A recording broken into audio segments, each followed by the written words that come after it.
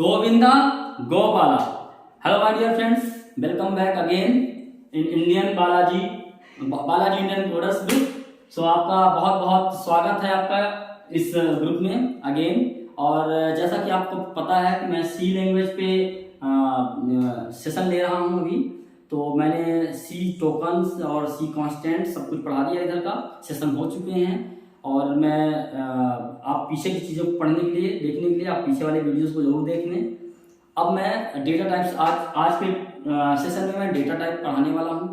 तो data type के लिए एक चीज़ मैं आपको पहले से बोलना चाहता हूँ, इसको बहुत ही कॉन्सेंट्रेट के साथ सुने और इसको समझें अच्छी तरीके से, क्योंकि ये प्रोग्राम में ऐसा चीज़ है कि जो हर जगह यूज में आना है, हर पॉइंट पे यूज होना है डेटा टाइप्स का।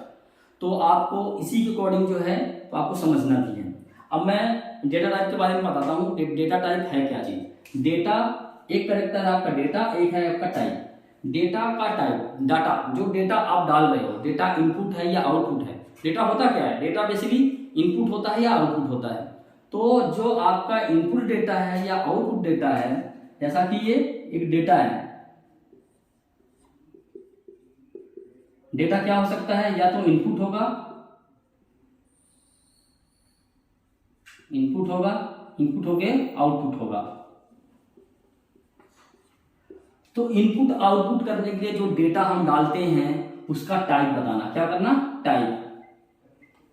और यही चीज जो है तो हमारे प्रोग्रामिंग लैंग्वेज को हाई लेवल लैंग्वेज बनाता है, यही चीज डेटा टाइप। जब तक हम डेटा का टाइप नहीं डिफाइन करते हैं, जब तक हम डेटा, जैसे मान लीजिए कि हमारा मशीन लैंग्वेज था, असेंबली लैंग्वेज था और इंटरप्रेटर लैंग्वेज है, इनमें हम डेटा का टाइप नहीं डिफाइन करते थे, तो उसमें क्या होता था कि वो कुछ भी टाइप कर लेता था, अपने आप ही ओवरराइड कर जाता था टाइप को। स्ट्रांगली नहीं होता था, वो लूजली कपल्ड होता था। तो अब हमारे पास क्या है सी लैंग्वेज में कि हम इसको टाइटली कपल्ड कर दिए, टाइट हो गया है। दैट मीन्स ये जब हम टाइप देंगे डेटा का, वो उसी टाइप का रहेगा। अगर हम दूसरी टाइप में लिखना भी चाहेंगे, वो अपने आप ही एरर देगा। हमें क्या करेगा, एरर देगा कि हम इसको इस तरीके से डिफाइन नहीं कर सकते हैं। वो हमें कंपाइलर बताएगा कि ये गलत है। इस तरीके से हमारे पास क्या है, डेटा का टाइप देने के लिए। अब हम देखते हैं कि डेटा टाइप हम कितनी तरीके से लिख सकते हैं, कितने तरह के डेटा टाइप होते हैं हमारे पास, कितनी कैटेगरीज हैं। तो डेटा टाइप की 3 कैटेगरीज हैं। कौन कौन सी हैं। पहली कैटेगरी है हमारी क्या, predefined. Pre defined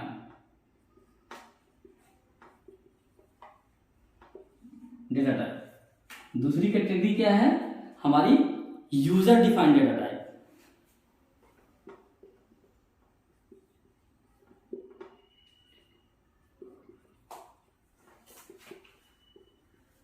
user defined data type. और तीसरी क्या होती है हमारी, डिराइव्ड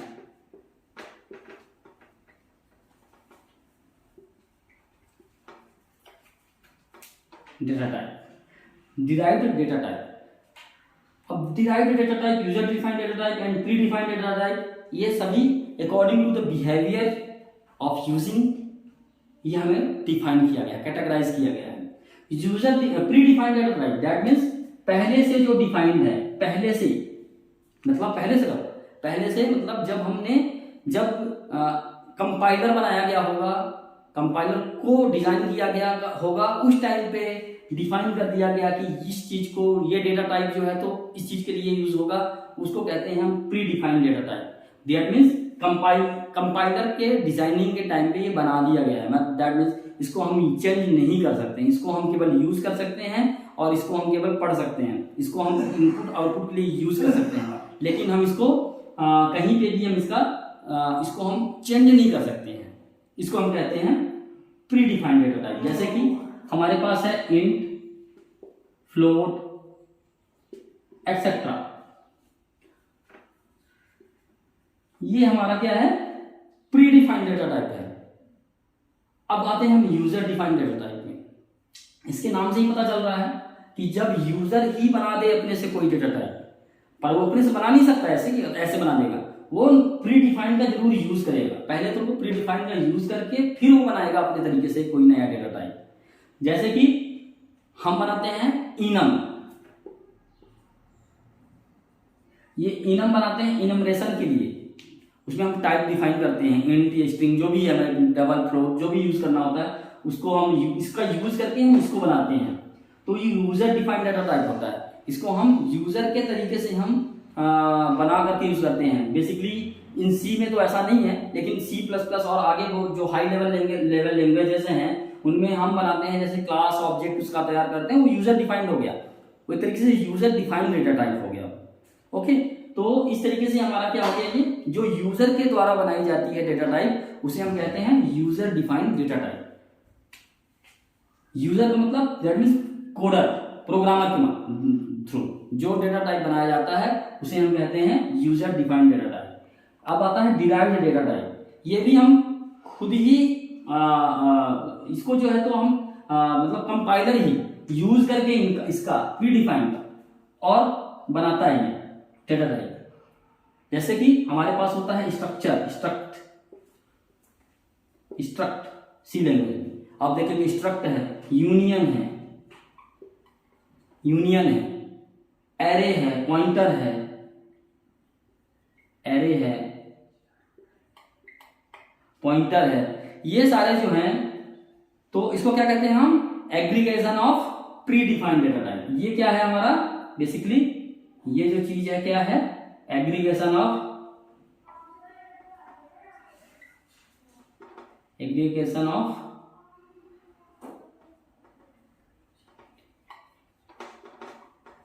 प्रीडिफाइंड डेटा टाइप।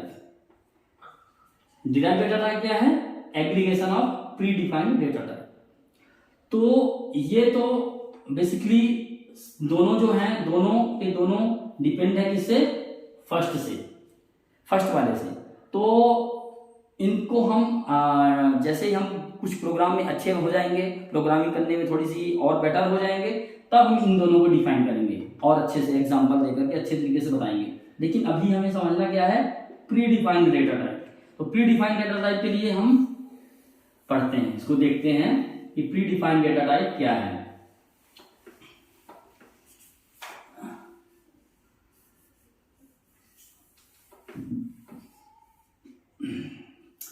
तो प्री डिफाइंड डेटा टाइप क्या है, जो कि पहले से कंपाइलर डिजाइन करके रखा हुआ है, उसको हम कहते हैं प्री डिफाइंड डेटा टाइप। ये कीवर्ड भी कहलाते हैं, कीवर्ड के अंदर भी आता है। इसमें कौन कौन सा है, इंट है, फ्लोट है, कैर है और डबल है, ये है। अब ये तो मेन हो गए, ये मेन है। इंट बेसिकली किस चीज के लिए यूज होता है, इंटीजर के लिए, इंटीजर के लिए यूज होता है।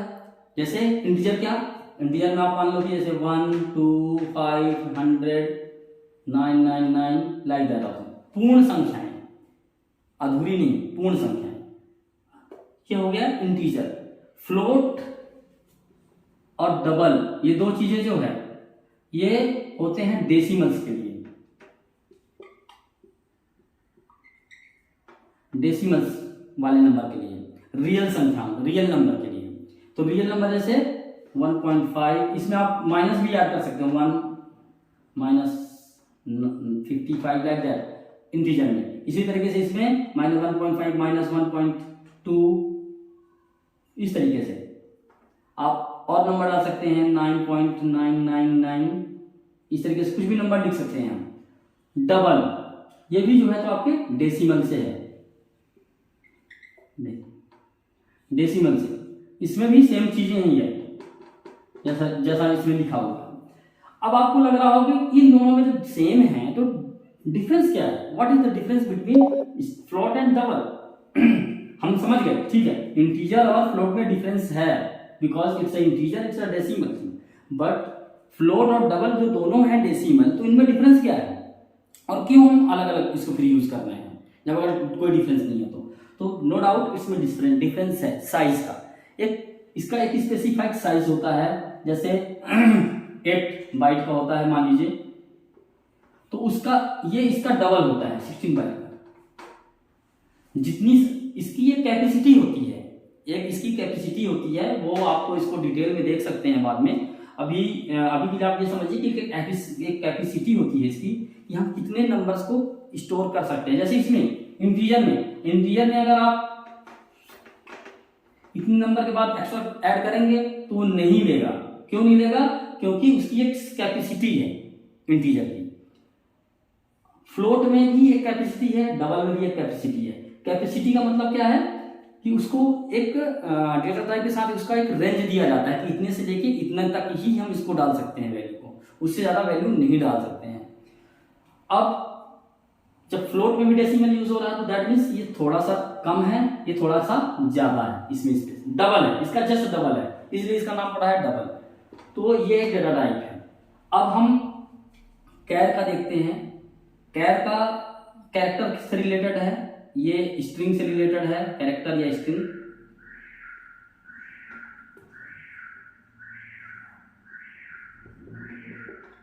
कैरेक्टर और स्ट्रिंग के लिए कैर यूज होता है। जब हमें कोई मैसेज प्रिंट करवाना है या कुछ उसको दिखाना है या कैरेक्टर का इनपुट लेना है, स्ट्रिंग का इनपुट लेना है, तो हम इसका यूज करते हैं। इसमें भी साइज होता है। अब हम देखते हैं कि इसमें जो आपका इंट है और डबल है, कैर है, इनमें सब में क्या कैसे इसमें और आगे भी डिफाइन किया गया है इसको। और जैसे मान लीजिए कि लिमिट है कैर, इंट में, डबल में, सब में, तो एक लिमिट को इसने, जैसे मैंने बताया कि आपको सिक्स टाइम्स कोई डिजिट लिखने के बाद दूसरा 7 लिखते हैं तो इसको एक्सेप्ट नहीं करेगा।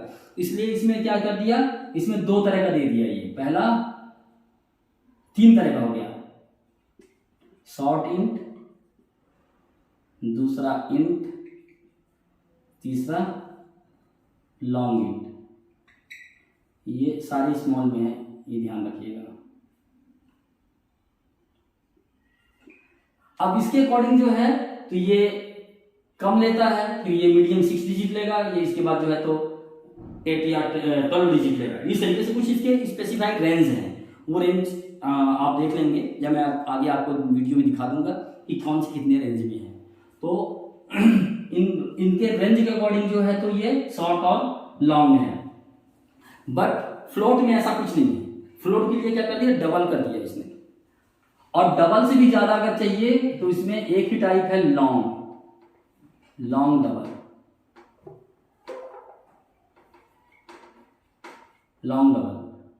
तो दैट मीन्स 2 हो गए, एक हो गया आपका डबल और एक हो गया लॉन्ग डबल। डबल और लॉन्ग डबल। कैर में और फ्लोट में कोई वो नहीं है। कैर का तो हम इसको एरे बना करके भी यूज कर सकते हैं, इस तरह के एरे से स्ट्रिंग। जो आगे बताते इन चीजों को हम बताएंगे कि कैसे हम इसको हमें करना होता है, हमें कैसे यूज करना है। तो एक तो हमारे पास ये हो गया कि शॉर्ट। अच्छा, एक चीज और है इसमें भी जो है तो आगे अभी और अगर हम डीपली जाते हैं तो इसमें भी हमारे पास साइंड और अनसाइंड होता है। Signed unsigned. जैसे हम कई बार लिखते हैं ना कि -10, तो ये साइन का भी वैल्यू लेता है, एक बाइट लेता है। -10 तो ये साइंड हो गया। अगर हम 10 लिखा तो ये अनसाइंड है, अगर हमने +10 लिख दिया तो साइंड हो गया। इस तरीके से साइन अनसाइंड का भी कंसेप्ट चलता है। उसके अकॉर्डिंग ये लॉन्ग शॉर्ट का भी, लॉन्ग शॉर्ट के साथ ये मर्ज है इस तरीके से। तो ये तो मोर डीपली के लिए है, जब हमें बिल्कुल सी के अंदर ही घुस के पूरी तरीके से प्रोग्राम बनाना हो, पूरी तरीके से इसका स्पेशलाइजेशन करना हो, उस टाइम पे हमें इन चीजों का यूज करना होता है। Otherwise simple int, float, char and double, 4 data types is enough. अब आप देखिए इंट का जो रिप्रेजेंटिंग थिंग है, जो हम रिप्रेजेंट करते हैं आगे स्कैनफ या मतलब जिसमें हम वैल्यू लेते हैं, एड्रेस देते हैं, जो एड्रेसिंग वैल्यू होता है वो होता है %d इंट के लिए। ये ध्यान रखिएगा, ये जरूरी है, क्योंकि हम आगे जब इनपुट या आउटपुट करेंगे तो उसमें हमें ये चीज लिखनी होगी। ये %d होता है, फ्लोट के लिए %f होता है, कैर के लिए परसेंट सी होता है और डबल के लिए भी परसेंट एफ होता है। मैं आगे बताऊंगा कि क्यों डबल के लिए भी एफ होता है, लेकिन अभी के लिए आप ये समझ के चलिए कि यही इसके वर्डिंग्स हैं। ये एक्सेप्टिंग वैल्यू के लिए है, जब हम वैल्यू एक्सेप्ट करवाते हैं। जैसे कि मैं आपको एग्जांपल देता हूं कि जैसे मान लीजिए कि एक मैंने लिखा है यहाँ पे, एक वेरिएबल डिफाइन कर किया है यहाँ पे, इंट ए किया यहाँ पे स्कैन, जिसमें हम इनपुट करवा रहे हैं वैल्यू को, स्कैन अप